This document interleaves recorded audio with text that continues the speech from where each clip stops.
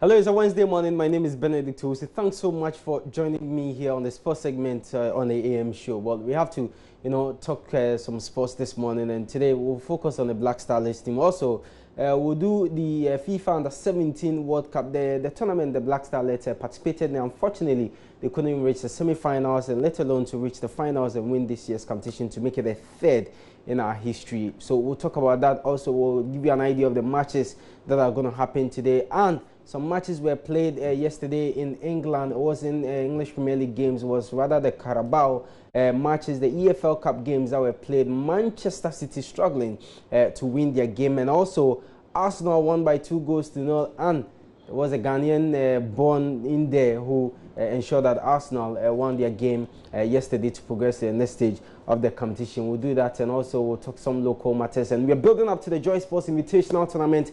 It's happening at the Athletics Oval at the University of Ghana campus. That's God willing Saturday, and we are all getting ready for that big day and what's going to happen on Saturday. We'll bring you what the companies have been saying ahead of the championship this Saturday. But we have to start from the Black Starlets, because yesterday they arrived in the country after their participation at this year's tournament in India. Well, for many Ghanaians and for some of us, our anticipation was that they were going to go through to the finals and win this year's competition, especially when they exhibited that fine form and performance at the African Junior Championship, and unfortunately finished as runners-up. They started the competition very well, won their first game against Colombia. Their second game was against the United States of America, which we drew. We actually lost that game and went into our last game against host India and won convincingly to progress to the round of 16 of the competition. Round of 16, we played against Niger.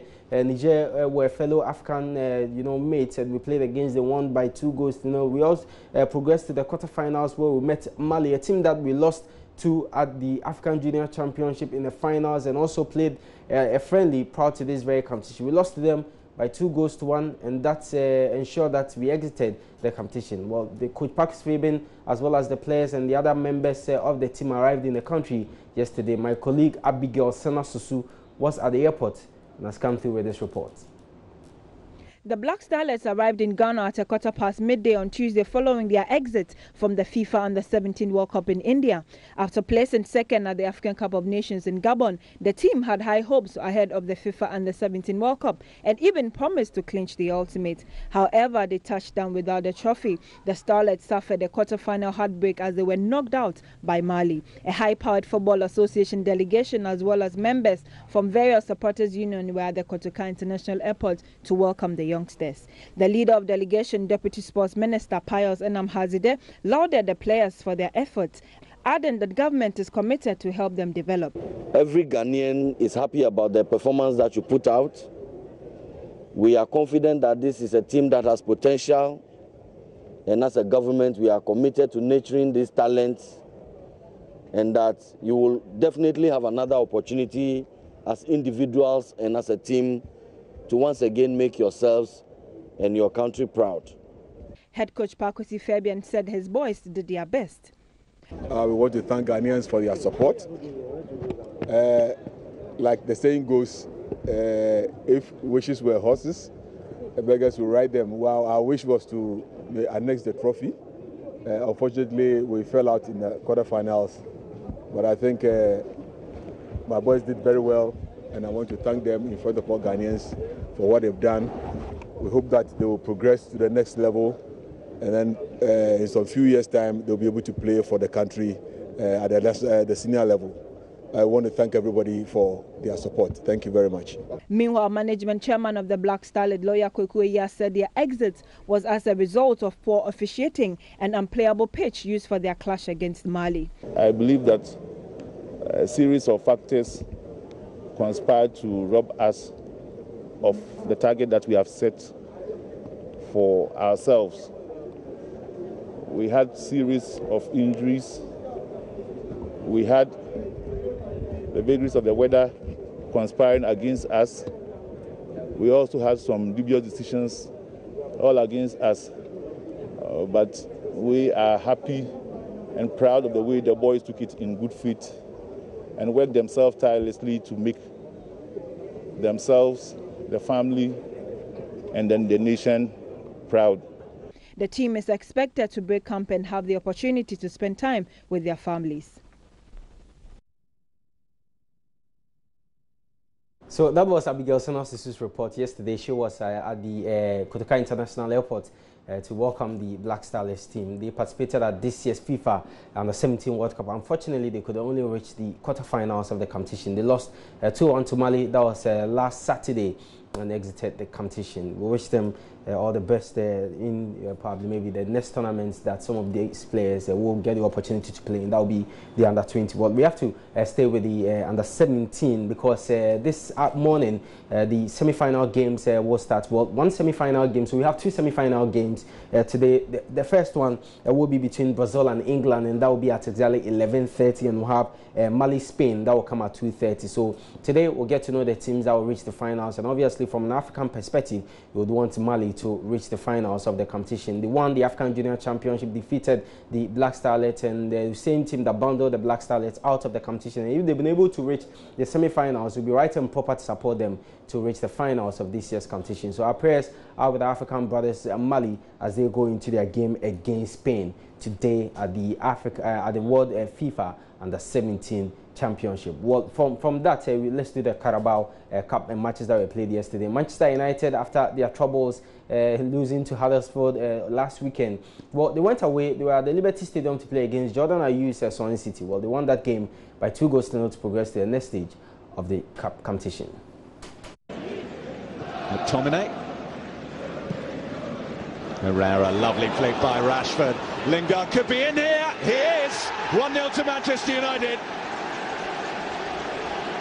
They slice their way through Swansea in what top quality goal, isn't it? The ball is fizzed forward into Rashford's feet, fully aware of the brilliant run that Jesse Lingard. A loose pass by Norton, straight to Herrera.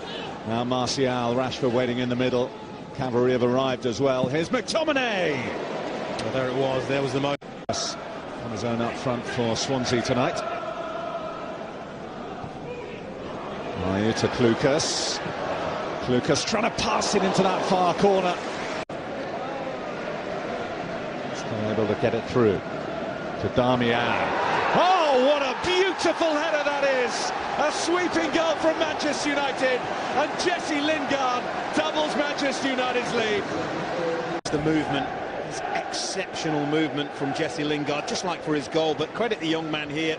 Drives forward and gets the ball out wide to Darmian. Rashford makes a move. He would have been offside, but Lingard follows it in, and that. Klukas. Tammy Abraham. And it took some saving, which is more. So Manchester United defeated Swansea City 2-0 to reach the next stage of the Carabao Cup, that's the EFL Cup. Also, Arsenal were at home to Norwich City. Well, it was an interesting game.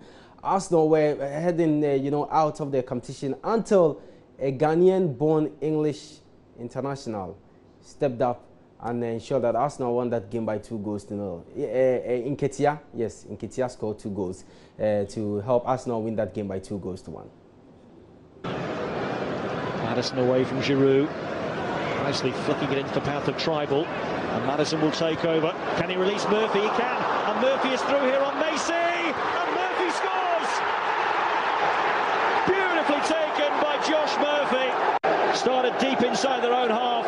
Tribal kept it alive. Maddison's ball through was perfect. Murphy's touch took him towards Macy. Corner driven in near post, and it's in!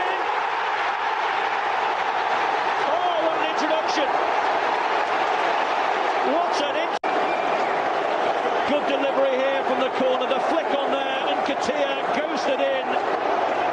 Fresh legs, fresh focus. Here's the corner. Gunn stays at home, and it's in, and it's done again. Nketiah and the double. Arsenal 2, Norwich thrown on with 6 minutes to go. Equalisers within a minute. So Edin Nketiah was the hero at the Emirates Stadium as Arsenal won that game by 2-1 at the expense of Norwich to progress to the next stage of the competition. Well, Dana Amate's team, that's Leicester City, were at the King Power Stadium. They played against Leeds United and they won that game by 3-1. Certainly would have thought about a shot from that position. Hernandez can hit it and hit it beautifully. Pablo Hernandez with a stunning breakthrough for Leeds. Of ability beyond the level of the Championship, and he's demonstrated it emphatically again here. Opened up the space, and the shot was Harry Maguire in the way. Looking to release Slimani here. Oh, and Janssen and Vival deal with it. Only for now, though. Iheanacho. Oh, what an answer! This ball caused all kinds of problems. Vival having to come and try to deal with it, but Iheanacho had so much more to do here. Is operating fairly centrally. Good ball by Iborra. Here's Iheanacho. Slimani waits and makes no mistake this time. A little earlier in this second half. He'll feel a whole lot better now. Iborra's through ball, terrific. Iheanacho with Mahrez driving on. Riyad Mahrez! The magician casts his spell. Glorious individual goal to finish off the challenge of Leeds United, surely. Driving from the flank, away from Anita, and then the shot. So what an interesting game it was at the King Power Stadium as Leicester City won that game by 3-1 to also progress to the next stage of the competition. So it looks like yesterday was for the Premier League sides as most of them actually progressed to the next stage of the competition. So the full result of matches that were played yesterday in the Carabao Cup, the EFL Cup, Bournemouth were at home to Middlesbrough, and Bournemouth won that game by 3-1. So they also through to the next stage, and Arsenal, as you saw earlier, defeated Norwich City by 2-1. Bristol City fired Crystal Palace by 4-1, and Crystal Palace is not just the Premier League; they are not doing well in the other domestic, games. Things are also not going well. So you can imagine after winning against Chelsea, they lost their last game against Newcastle United by a goal to nil at the St Mary's Stadium. And yesterday, when we all thought that this was probably maybe a low-rated team and that they were going to get a win, they lost by 4-1 away. And Leicester, as you saw, defeated Leeds United by 3-1. Swansea City, Manchester United 2-0 in favour of the Red Devils. And Manchester City, what a story yesterday was turned out to be, but they managed to tell a different story this morning. So Manchester City, after 90 minutes, drew goalless with Wolverhampton Wanderers, and for many, Wolverhampton Wanderers should have won that game considering the chances that came their way. But in the penalty shootout, City won by 4-1. And surprisingly, all their players, regular players that play in the English Premier League and the UEFA Champions League, that they are doing very well, scoring week in, week out, the number of goals that they are scoring, played in the game, and yet still they could not win that game in regulation time with Wolverhampton Wanderers. So they had to rely on a penalty to win that game. 4-1 ended on penalties for Manchester United City after their game ended goalless in regulation time. So the matches to expect today in the EFL Cup, 2 matches. Chelsea will be at home to Everton, so we'll see live after Ronald Koeman if Everton will be able to get something out of that game as they travel to the Stamford Bridge to play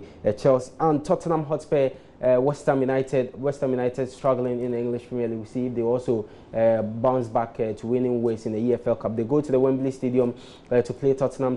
The last game they played there was against Liverpool, which they won by 4-1. So 2 matches, Chelsea, Everton, and Tottenham Hotspur, West Ham United later tonight. So Copa del Rey, there was a game there. Barcelona were at home to Real Murcia, and Barca won that game by 3-0. Barcelona kicked off the search for a consecutive 4th Copa del Rey title with a clash against third-tier side Real Murcia in the first leg of the round of 32 on Tuesday night. Barca boss Ernesto Valverde rang in the changes for the visitors, resting his stars for the encounter with Lionel Messi, Luis Suarez, Andres Iniesta and Sergio Busquets all not making the trip. The hosts had the first real chance of the match after the Catalan Giants failed to deal with an ambitious set-piece only for David Mateos to glance his header wide. There were more real chances for Murcia in the first half, but the one that mattered happened at the other end. It's a beautiful goal. Barcelona taking the lead, and it's Paco Alcácer who claims the goal. Fantastic header. Gerard Deulofeu then went from provider to finisher as he doubled Barca's lead soon after the restart. Still there. That's beautiful. It's a great goal scored by Gerard Deulofeu. It was all Barcelona in the second 45 as debutant Jose Arnaiz got his name on the score sheet just 4 minutes later, leaving the keeper with no chance with his venomous strike.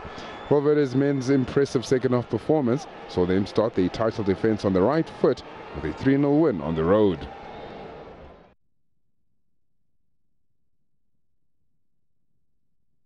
Okay, so briefly, you know, we are building up to the Joy Sports Invitational Tournament. It's happening at the Athletics Oval, Ghana, the University of Ghana campus on Saturday. So, as part of our build-up, you know, we speak to companies that have registered to participate in the competition. And today, this morning, our focus is on Magdan Shipping. Let's look at what Magdan are doing ahead of the Invitational. Some very, very good.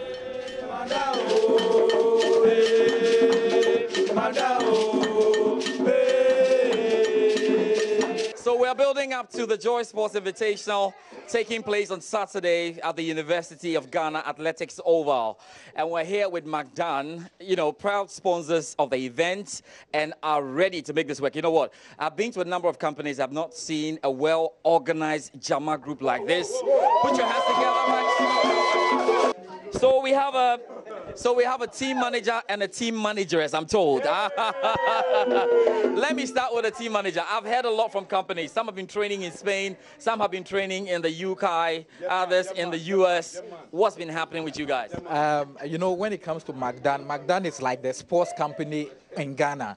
We have a lot of games. I mean, for the past years, we've been organizing Magdan Open.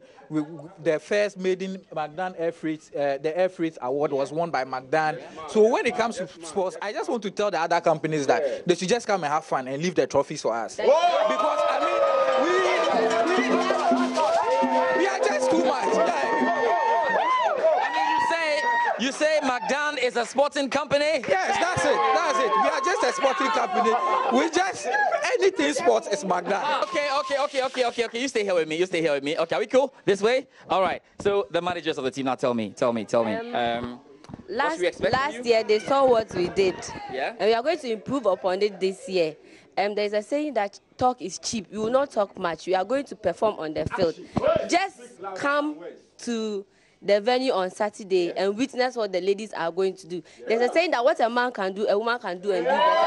But in this case, we are going to lift up the trophy. We are going to bring the trophy here. So the other teams, please watch out for Magdan ladies. Charlie, I came to Magdan. I saw some beautiful ladies here. That's another package coming your way.